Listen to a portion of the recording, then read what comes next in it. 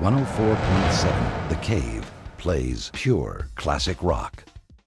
104.7 The Cave, Def Leppard, and Rocket. I'm Mike the Intern. Good morning. Last week, the remastered and expanded versions of Zeppelin's final 3 studio albums came out, Presence, Into the Outdoor, and Coda. And that closes out the band's catalog reissue campaign. I've got Jimmy Page in the studio today. And tell me what you had hoped to achieve in undertaking this reissue campaign. My sort of reckoning on this is if people who didn't see the band in the day or whatever, if you say Led Zeppelin to them, or if you say Led Zeppelin to anybody, they'll get a musical snapshot. It'll be from the studio albums that they know. And there's such an affection for Led Zeppelin music within the audience. It could only be the right thing to do to put out a real authoritative package, and here we are at the end of it.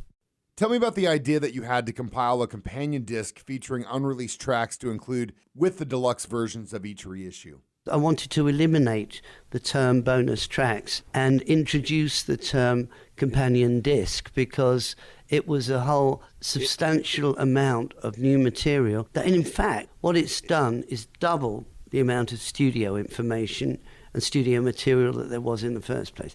We'll get to more with Jimmy Page on the way next on 104.7 The Cave. 104.7 The Cave, I'm Mike the Intern in the studio with Jimmy Page talking about the final 3 reissues for the Zeppelin catalog, Presence, Into the Outdoor, and Coda. Now, tell me about how this gave you an opportunity to make Zeppelin's albums available in just a complete array of formats with the best sound possible. The last time that Led Zeppelin music was remastered, it was for the advent of CDs over 20 years ago.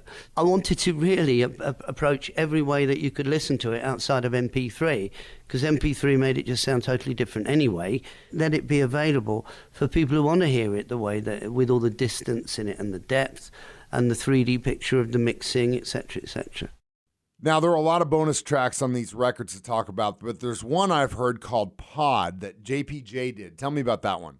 There's a piano idea that John Paul Jones had, and it develops into a number. There's a number, it's called Pod, and it's on the companion disc. It's really quite beautiful, but you can see why it didn't sort of make its way onto the album. Well, basically, Robert hadn't approached it vocally, but I think it wasn't approached by him vocally because the whole way that the music was going on Presence was it was guitar-driven, and there was a sort of continuity throughout all of the tracks, and that piano one wasn't going to make it on. It's a deep cut from Led Zeppelin in the evening on 104.7 The Cave. 104.7 The Cave, the Black Crowes, Hard to Handle.